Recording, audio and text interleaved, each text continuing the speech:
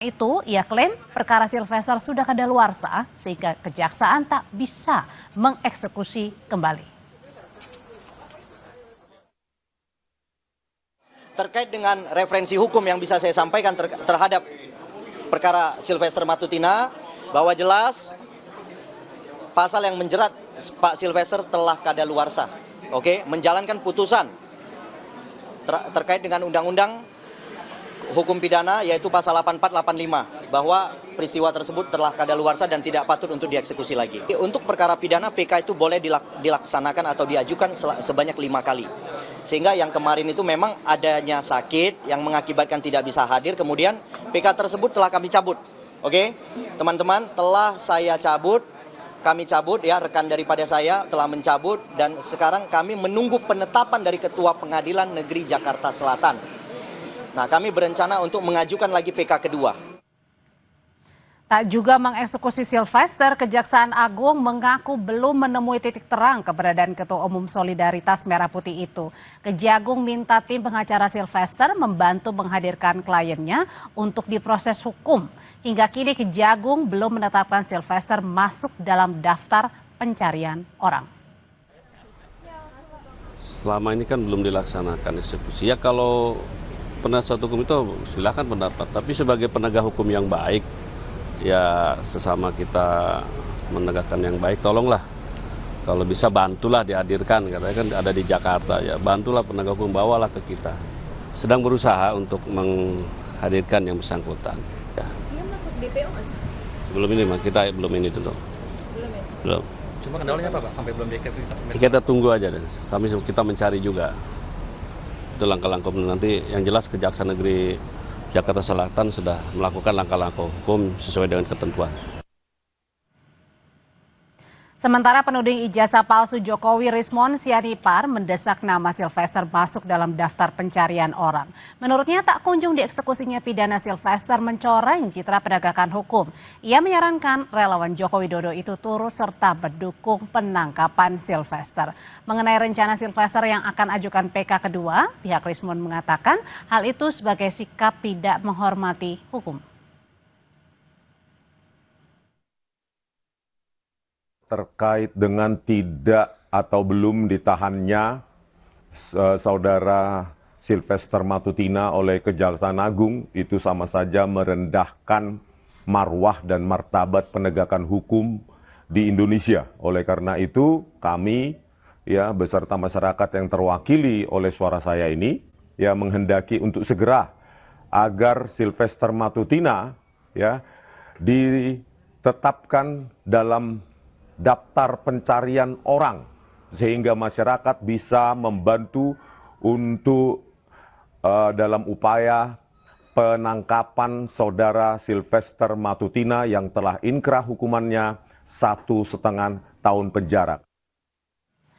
Saudara, meski telah divonis bersalah sejak tahun 2018, eksekusi terhadap Sylvester Matutina atas kasus fitnah terhadap Wakil Presiden ke-10 dan 12 Yusuf Kala tak kunjung dilakukan. Dan kini kasus tersebut diklaim kuasa hukumnya telah kadaluarsa. Kita akan membahasnya bersama dengan narasumber kami, ada Roy Suryo selaku pihak yang terus mendesak Sylvester Matutina untuk segera dieksekusi. Selamat malam, Mas Roy. Ya, selamat malam Mbak Audrey, selamat malam juga Prof. Hipnu, selamat malam juga Mas David dan semua pemirsa Kompas TV. Dan ada juga hadir bersama saya di studio ada David Pajung, Wakil Ketua Umum Barajp. Selamat malam Bang David. Malam Mbak. Dan ada juga kita melihat dari sisi hukumnya begitu ya bersama dengan Guru Besar Hukum Pidana ada Profesor Hipnu Nugroho. Prof. Hipnu, selamat malam. Malam Mbak, malam Mas David, malam Mas Roy. Malam Prof, malam Mas Roy. Jadi saya mau minta tanggapan dulu Mas Roy, kata-kata dari pengacara Bang Sylvester yang menyebut kasus Sylvester Matutina ini kliennya sudah kadaluarsa, jadi Kejagung ini tidak bisa mengeksekusi. Jadi apa respon pertama Bang Roy? Pernyataan Respon pertama saya adalah kuasa hukum Sylvester itu sekolah hukumnya di mana? Ya, gitu. Itu sama saja dengan konyol melakukan perbuatan yang melanggar hukum sama sekali, ya. Nggak ada yang namanya kedaluarsa. Kedaluarsa itu kalau dia tadi menulis pasal 84, 85 itu kan dihitung dari vonisnya. Dihitungnya itu dari tuntutannya, dari besar tuntutannya. Kedaluarsanya masih lama, masih 9 tahun gitu loh. Dan ini akan menjadikan presiden yang sangat buruk ya dan akan ditiru oleh orang-orang nantinya. Jadi kalau ada putusan pengadilan, apalagi ini sudah inkrah sampai dengan ke kasasi ya. Kalau Jadi kemudian omongan kita ini bicara- artinya tidak beralasan, Mas Roy. Kenapa? Omongan dari pengacara Sylvester ini tidak beralasan, maksudnya Mas Roy. Sangat tidak beralasan, dan kemudian saya bukan tentang hukum bisa melihat dia belajar hukumnya dari mana itu. Konyol itu ya, kampus hukumnya jangan-jangan kampus tangan Sylvester itu sama itu, kampus ruko itu ya, yang nggak ada idenya dan sudah ditutup gitu. Karena gini loh, jelas betul nanti kita dengarin lah dari Prof. Ibnu. Mana ada orang yang belum dieksekusi, mana ada orang yang belum menjalankan keputusan, tidak patuh pada pengadilan, kemudian tiba-tiba setelah lama melarikan diri dan kasusnya kemudian tidak terbuka, sekarang baru kita buka. Dan kita ingat ya, kita bukanya juga di Kompas TV. Waktu itu sebelum dua arah berganti menjadi bola liar ya. Itu saya pertama kali buka kasus ini di Kompas TV. Dan kemudian dia awalnya kan menolak itu. Bohong benar itu Sylvester bilang kalau nggak ada kasus itu, nggak ada kasus. Akhirnya kan terbongkar sekarang. Kejaksaan mengakui kalau ada kasus dan itu belum dieksekusi, dan ini harus dieksekusi. Jadi kita juga desak ya, sama seperti kata Bang Resmond tadi, ini harus tetapkan DPO. Kalau di DPO maka apa yang dilakukan oleh para pengacara itu adalah obstruction of justice, jadi dia adalah obstruction of justice, dia melanggar hukum, dan dia juga harus masuk juga itu pengacara-pengacara itu gitu. Nah, Mas Roy, kalau gitu saya tanyain ke Prof. Ibnu. Prof. Ibnu, sebenarnya arti kadaluarsa ini seperti apa? Dan dalam kasusnya Bang Sylvester sendiri yang sudah divonis 1,5 tahun ini, kalau kadaluarsa berapa? Ya, begini Mbak, daluarsa itu sebagai bentuk di mana negara tidak dapat melaksanakan eksekusi. Maka sebagai bentuk sanksi bagi negara, maka sudah tidak dapat dilakukan suatu eksekusi lagi. Nah, daluarsa itu ada daluarsa penuntutan dan daluarsa eksekusi. Kasusnya Pak Sylvester, daluarsa penuntutan itu lamanya adalah sama dengan daluarsa penuntutan. Daluarsa penuntutan sama dengan daluarsa eksekusi, ditambah sepertiga, 12 tahun. Karena di dalam pasal 84 itu secara rigid ya, terhadap kasus barang cetakan itu 5 tahun, pelanggaran 2 tahun. Nah, ini yang menjadikan, dan saya dulu pernah dalam sebagai dosen diberikan ada suatu PR, barang cetakan, ini Mas David Mbak, barang cetakan itu sampai daluarsa 6 tahun. Lah, begitu keluar ditangkap. Lah itu bagian penangkapan, kan sudah daluarsa. Lah oleh karena itu sebetulnya kalau memang Pak Sylvester sudah saya sebagai orang umum ya, kalau menyatakan sudah tidak daluarsa, berarti keluar aja dong. Nanti begitu ditangkap jaksa, laporkan polisi penangkapan. Gitu loh, ini kasus ini sering terjadi karena daluarsa ini. Karena penegakan hukum di Indonesia itu secara teori hukum memang dalam arti tidak bekerja dalam ruang hampa, Mbak. Jadi kalau dalam artian bahasa sederhananya dalam kasus Bang Sylvester ini sebenarnya dari 2018 ya, kemudian divonis, sekarang ini artinya belum kadaluarsa di 2025. Kalau melihat data dalam rumusan pasal 8485 itu belum. Karena yang secara lex stricte ditentukan itu hanya pelanggaran dan kejahatan percetakan. Pelanggaran ditentukan maksimal 2 tahun selain daluarsa, percetakan 5 tahun tadi. Selainnya adalah sama dengan daluarsa penuntutan plus tambah sepertiga. Jadi pembentuk undang-undang kayaknya memang melamakan terhadap eksekusi ini. Kan gitu, Mbak. Karena ini suatu yang problem, Mbak. Sulit, apalagi penegakan hukum yang pada waktu itu tampaknya ada dalam teori hukum itu ada ruang-ruang hampa yang tanda petik ada faktor-faktor X sehingga sampai sekarang ya kita tidak tahu. Itulah yang terjadi, karena namanya suatu proses hukum, kalau bicara ideal, Mbak, begitu putusan eksekusi, litis finire operate, hukum itu harus selesai. Artinya, penegakan hukum kasus seperti itu selama sekian tahun tidak selesai. Hukum parah, tidak ada suatu penyelesaian. Karena hukum itu harus pasti selesai. Itu Mbak kira-kira. Nah, katanya kemarin pengacara Bang Sylvester bilang Bang Sylvester ini tidak kemana-mana, Bang David lagi ada di Jakarta. Nah pertanyaannya, Bang David udah menghubungi Bang Sylvester dan kemana sebenarnya Bang Sylvester yang selama ini kita cari-cari? Usai jeda ya Bang ya, tetap bersama kami di Sapa Indonesia Malam.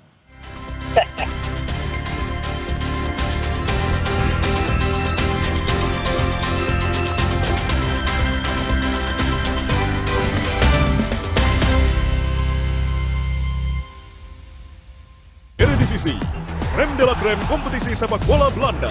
tempat para jawara bertarung di atas rumput hijau dengan gengsi dan strategi dan momen tak terduga bersatu dalam satu laga. Diiringi riuh supporter yang mengguncang langit stadion, menghidupkan asa, mengincar 3 poin, mengejar supremasi. Rasakan nyawa sepak bola Belanda berdetak di layar Anda. Eredivisie, saksikan pada hari dan jam berikut live di Kompas TV. Sesaat lagi Anda akan menyaksikan Kompas Update, didukung oleh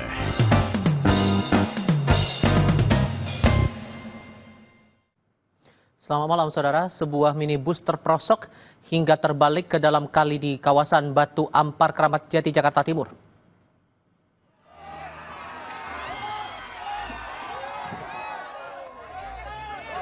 Terlihat sejumlah warga bahu-membahu berupaya mengevakuasi minibus yang terperosok. Pengemudi minibus diduga tidak melihat posisi kali karena jarak pandang yang terbatas karena kondisi hujan. Minibus yang digunakan sebagai taksi daring itu akhirnya berhasil dievakuasi beberapa jam kemudian. Tidak ada korban dalam insiden ini.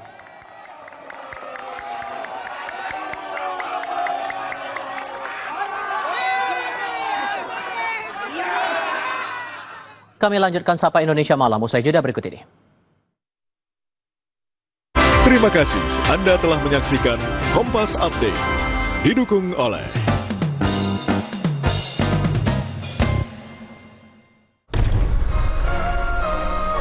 pilihan ibu selalu sama, yang terbaik untukku selamanya. Morinaga, nutrisi pilihan tepat untuk bangun potensi anak.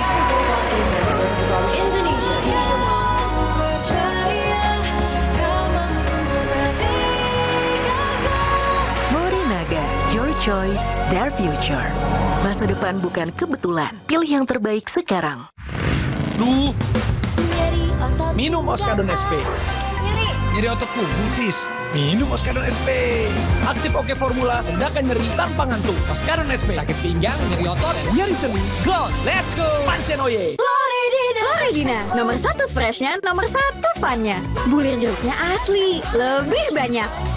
Coco Beats-nya cuy-cuy, dapat segernya, dapat funnya. Floridina, nomor 1 fun, asli jeruknya, asli bulirnya. Tabloid bola dulunya tepatnya pada Maret 1984 hadir pertama kali sisipan dari Harian Kompas, dan kemudian pada kurang lebih sekitar 4 tahun berikutnya, April 1988 bola terbit sendiri menjadi tabloid mingguan yang kita kenal selama ini. Edisi khusus Bola by Kompas ini akan berisi 40 halaman. Tidak hanya kita membahas tentang hasil ataupun perjuangan Timnas Indonesia di kualifikasi Piala Dunia 2026, tapi juga kita membaca sedikit bagaimana sejarah Timnas Indonesia dimulai dari 38 ataupun di era 50-an yang saat itu kita dianggap sebagai macan Asia, hingga keterpurukan kita di era 2000-an dan 90-an. Kawal terus perjalanan Garuda dengan tabloid Bola by Kompas. Dapatkan di gerai Kompas atau marketplace kesayangan Anda.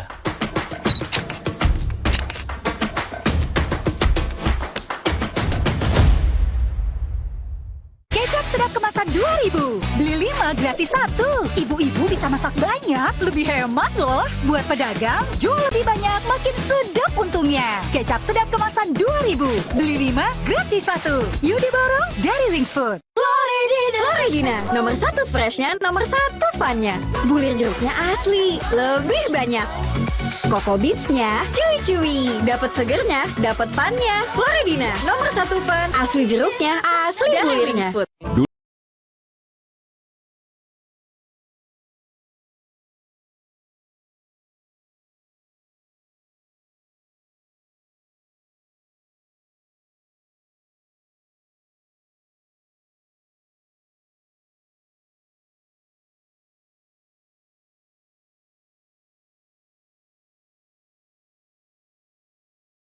Persembahkan oleh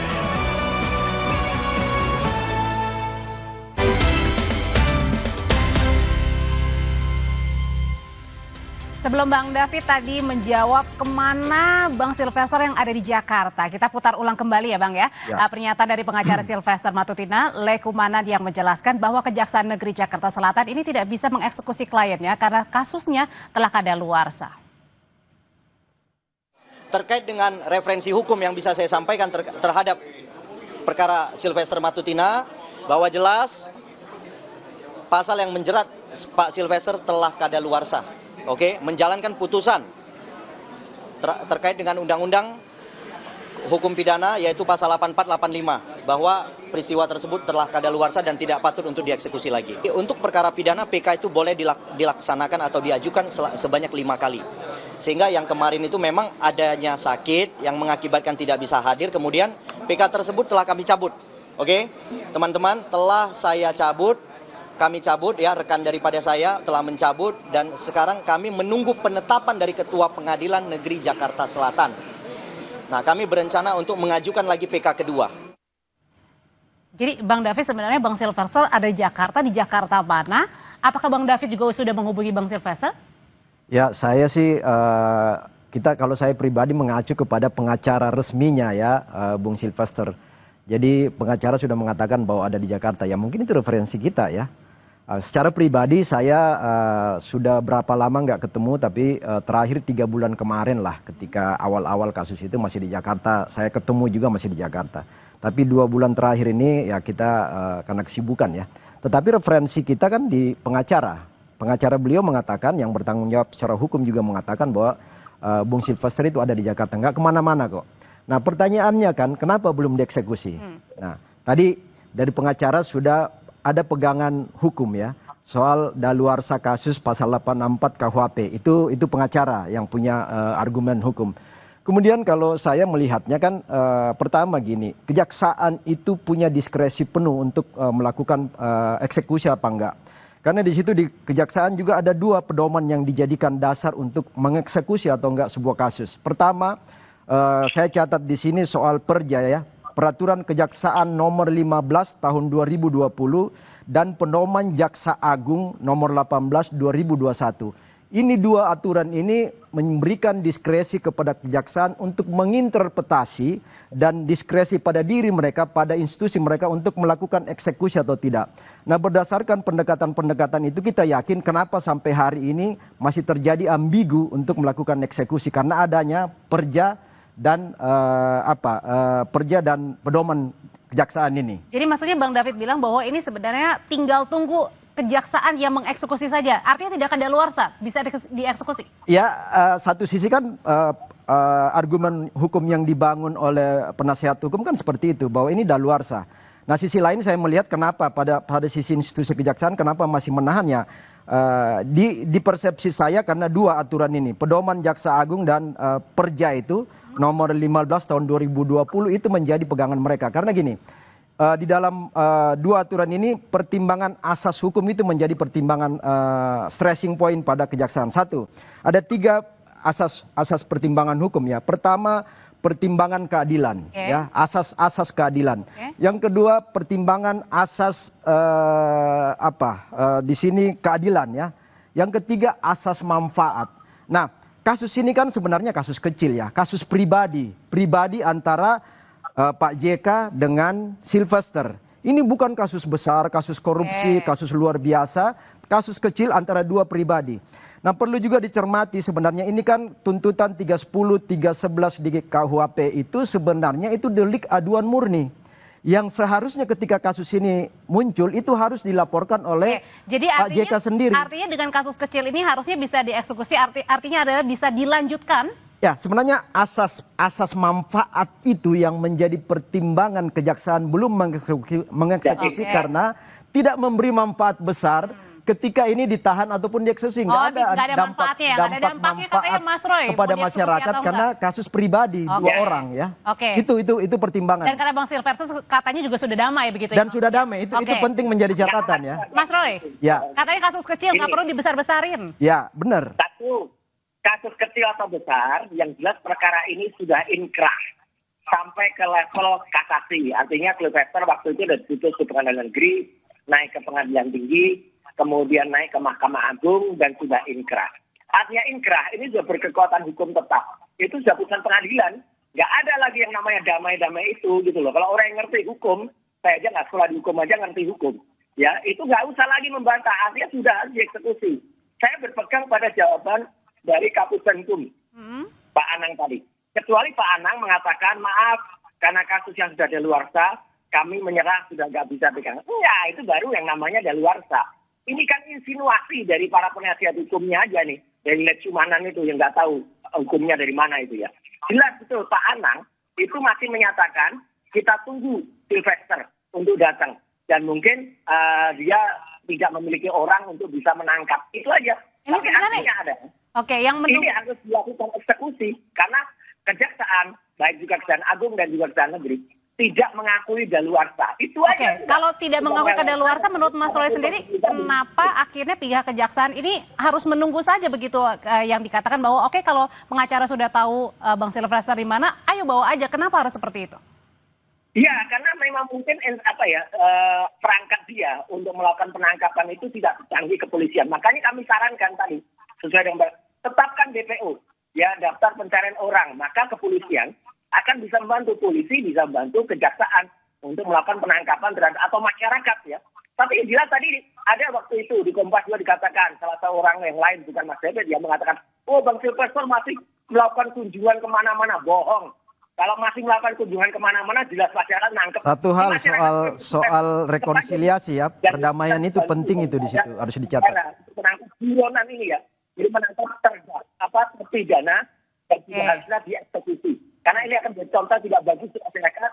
Nanti masyarakat akan beramai-ramai menolak kalau dieksekusi tutup kesehatan lari dia kayak Sylvester. Jadi ini contoh buruk ya bagi Republik ini, contoh buruk bagi negara ini. Kalau gitu, Prof. Ibnu, sebenarnya apakah memang bisa mengkategorikan hukum atau kasus begitu ya, yang kecil dan yang besar akhirnya perlu dieksekusi dan tidak begitu? Dan kalau sudah damai ya sudah gitu, nggak usah lagi perlu dibesar-besarkan lagi eksekusinya. Gimana cara bisa mengartikan ini, menganalogikan ini, Prof? Ini Mbak, ini suatu proses hukum itu ada pra-adjudikasi, adjudikasi, post-adjudikasi. Kalau itu asas damai dicabut itu masih di pra-adjudikasi. Jadi Pak Wakil Presiden waktu itu mencabut dan gitu selesai. Ini enggak, ini ada suatu proses hukum. Karena sudah proses hukum berarti tinggal menjalani hukum kan gitu loh. Lah menjalani hukum sebagai patokan negara ada suatu kepastian bahwa hukum itu kalau belum dijalani belum selesai. Lah belum selesai apa? Karena sampai sekarang belum ketemu. Lah konteks hukum sampai belum ketemu ada daluarsa. Tenggang daluarsa itu yang memberikan kesempatan kepada negara untuk mencari. Oleh karena itu kalau sampai besok 12 tahun plus sepertiga Kejaksaan Agung tidak bisa menangkap, baru daluarsa. Itu Mbak. Ini. Saya jawab, Jadi daluarsa itu sebagai bentuk, ini normatifnya jelas kok. Pasal 84 itu jelas. Saya ulangi lagi. 1, kejahatan pelanggaran daluarsa 2 tahun. Kejahatan barang cetakan 5 tahun. Kejahatan-kejahatan lain sama daluarsa dengan jumlah penuntutan plus sepertiga, artinya lebih lama. Jadi bukan artinya tokoh siapa, tokoh besar atau kecil kemudian bisa berujung tanpa eksekusi atau tidak, bukan begitu ya? Bukan begitu, ini bagian penyelesaian peradilan pidana. Oleh karena itu suatu peradilan akan baik selesai, finish apabila dieksekusi, apapun kasusnya. Ada pertimbangan juga gini kali Mbak ya. Jadi Prof, mungkin salah satu yang menjadi salah satu, karena kita berasumsi semua ini. Jadi salah satu pertimbangan kenapa kejaksaan juga belum mengeksekusi tadi itu soal adanya pertemuan ya, perdamaian antara Sylvester dengan JK. Nah, perdamaian itu bagian dari restoratif justice ya. Jadi ada jurisprudensi, ada kejadian yang sudah terjadi terkait RJ ini. Ketika ada beberapa kasus seperti di Boyolali, seperti di Banyumas ya, ketika seorang ibu melakukan pencurian kebun, kemudian dieksekusi 6 bulan, kemudian hasil keputusan 6 bulan itu dibatalkan karena adanya pengampunan pertemuan yang dilakukan dengan pemilik lahan, lalu terjadi pertemuan, kemudian semua proses itu dibatalkan meskipun sudah inkrah. Jadi intinya adalah pertemuan ketika dengan Pak JK, Sylvester disaksikan oleh beberapa tokoh. Itu salah satu pengaruh kenapa sampai hari ini menjadi dasar pertimbangan oleh kejaksaan sehingga tidak dilakukan eksekusi. Itu bisa menjadi pertimbangan hukum loh. Iya.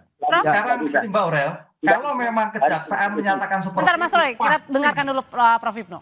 Ya, kalau memang kejaksaan itu selesai, Kapusper menyatakan bahwa itu sudah clear selesai.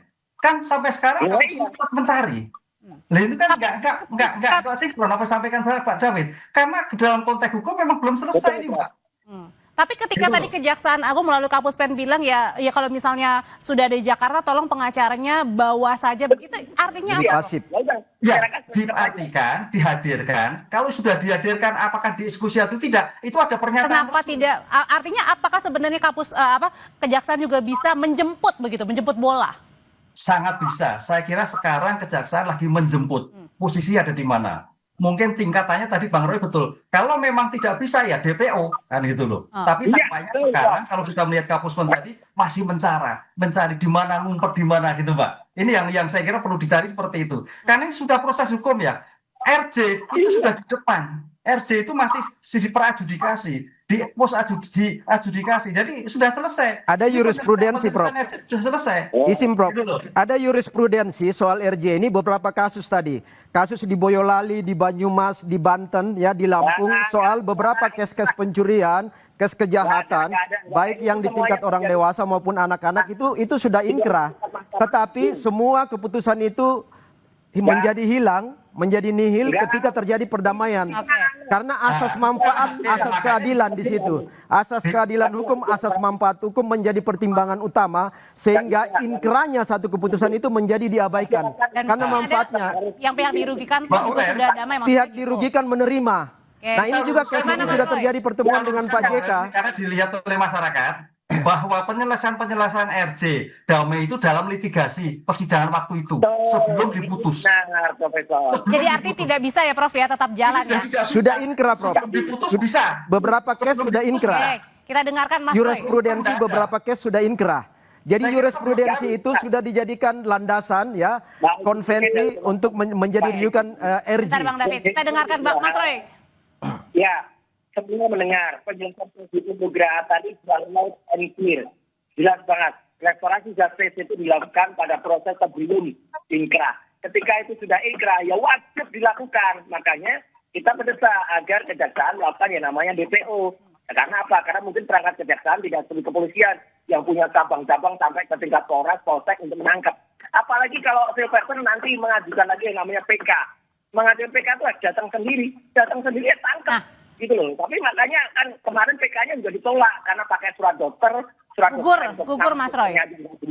Nama penyakitnya juga nggak jelas. Ini jelas ini adalah pembangkangan hukum. Contoh sangat tidak bagus ya. Kalau ini terjadi lagi dan ini jadi presiden yang sangat buruk bagi Indonesia. Kita mendesak agar negara harus punya malah menangkap yang namanya Sylvester Matutina. Berbicara soal akan mengajukan PK kembali, PK kedua, Prof Ibnu. Oke, apakah bisa mengajukan PK kedua ketika kemarin pada saat pengajuan saja yang bersangkutan tidak hadir dan akhirnya dinyatakan gugur karena sakit? Dalam putusan Mahkamah Konstitusi yang terbaru, PK diberikan kesempatan satu kali lagi. Jadi tidak sampai berkali-kali. Jadi karena bisa ini yang kedua? Iya, kalau kemarin sudah berarti masih kesempatan satu kali. Ini berdasarkan putusan, karena kalau bicara kuap itu cukup satu kali. Tapi sebagai respon dalam rangka mencari keadilan, maka putusan Mahkamah Agung memberi kesempatan satu kali lagi untuk mengajukan suatu PK. Setelah itu, selesai. Ya, Prof. Jadi sekarang kalau menurut keterangan kawan-kawan pengacara dari Bung Sylvester ini, mereka sedang diam dulu Roy. Ya, Mas Roy. Mereka sedang mengumpulkan data dan bukti berikut untuk mengajukan PK berikutnya, Prof. Nah, ini memang memenuhi unsur keputusan MK tahun 2023 kemarin ya, keputusan MK 34 2013 itu bahwa kemungkinan untuk mengajukan PK itu dibuka. Nah, ini sedang dipersiapkan oleh pengacara mereka. Saya mau bilang gini. Ini kan bicara, ini saya heran Mas Roy, Rismon apa yang paling ngotot dalam kasus ini. Padahal ini bukan orang yang berperkara, bukan orang yang bersengketa. Sementara JK sendiri dengan Sylvester sudah bertemu, sudah baik-baik aja. Justru orang-orang luar seperti Mas Roy ini yang ngotot untuk itu.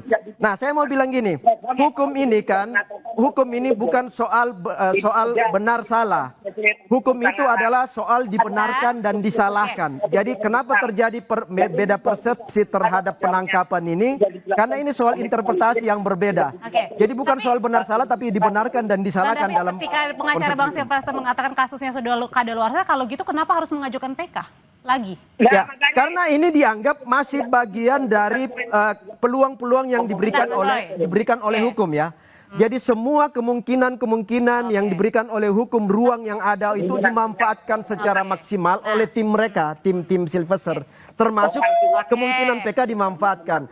Daluarsa ketika nanti ditangkap mereka akan ribut, akan melawan itu.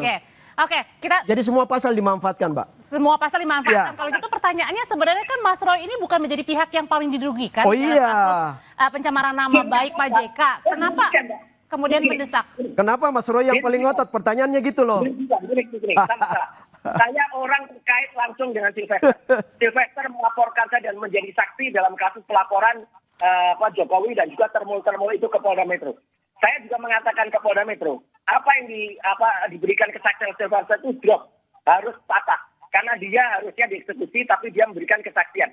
Sylvester ini termasuk saksi yang kemudian menjadi pelapor saya dalam kasus di Polda Metro Jaya. Artinya apa? Kalau Sylvester kemudian ternyata dia dalam kasus dia itu melarikan diri, dalam kasus dia tidak layak untuk hadir, ya dia gugur. Itu maka saya berkepentingan. Saya orang yang berkepentingan untuk kemudian mengejar Sylvester ini. Dan memang Polda Metro Jaya akhirnya apa? Harus mendrop kesaksian dari Sylvester, termasuk kesaksian di Jakarta, ketika di acara di salah satu TV, kesaksian dia ketika di Solo. Karena apa? Harusnya dia nggak ada di Jakarta, nggak ada di Solo, harusnya dia masuk penjara.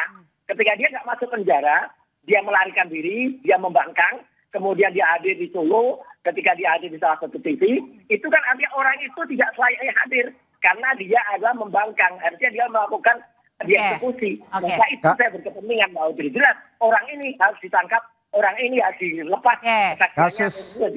Kasus Mas Roy ini kan banyak banget saksinya. Sylvester itu hanya satu saksi saja. Kalaupun itu dicoret itu nggak meringankan kasus Anda.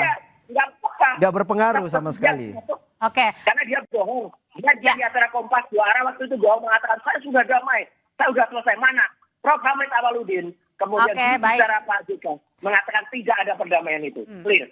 Prof, kalau gitu pertanyaan terakhirnya adalah pada saat ini, sekarang ini kan memang sudah dijatuhi ada 1,5 tahun hukuman bagi Bang Sylvester Matutina begitu. Nah pertanyaannya arti eksekusi apakah memang artinya adalah di penjara begitu? Karena kan di bawah 5 tahun sebenarnya ada yang pilihan untuk pidana lain, artinya bisa saja wajib lapor ya Prof ya?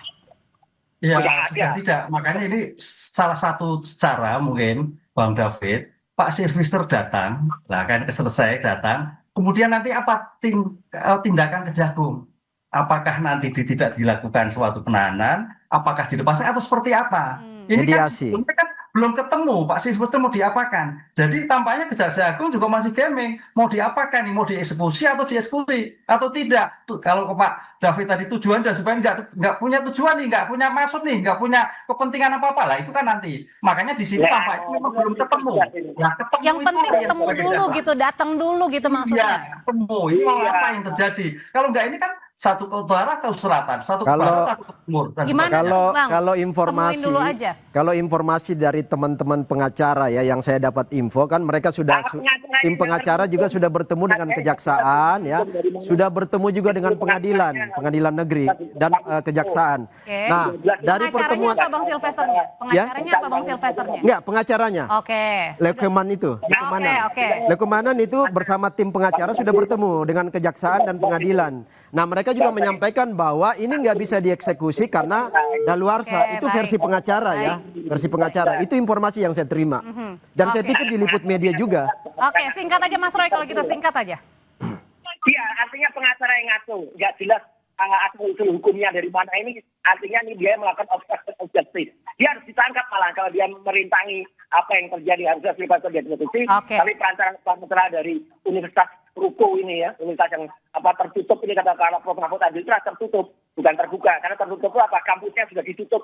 Sylvester itu yang dari UI itu ya, harus kemudian ikut dieksekusi. Artinya Indonesia jangan dibikin rusak oleh pikiran-pikiran termul kayak gini ya.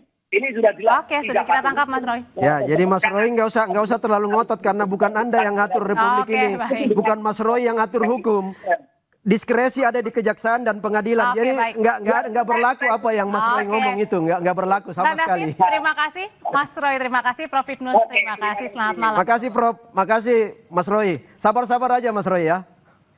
Usai jeda tetap bersama kami, saudara, kami akan hadirkan informasi diduga karena pengemudi tak sabar ingin lewat perlintasan kereta taksi listrik justru ringsek karena menabrak komuter lain di Cengkareng.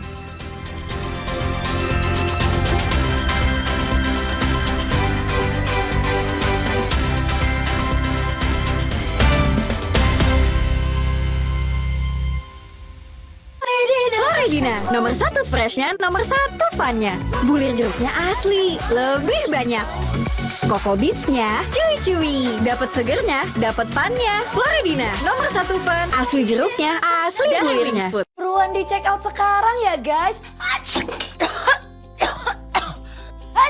Ultra Flu, flu dan batuk, membantu meredakan gejala flu disertai batuk. Udah sholat semua, flu dan batuk reda, lega rasanya. Mantu Ai juara masak. Cobain masakan mantuku. Endes. Kan pakai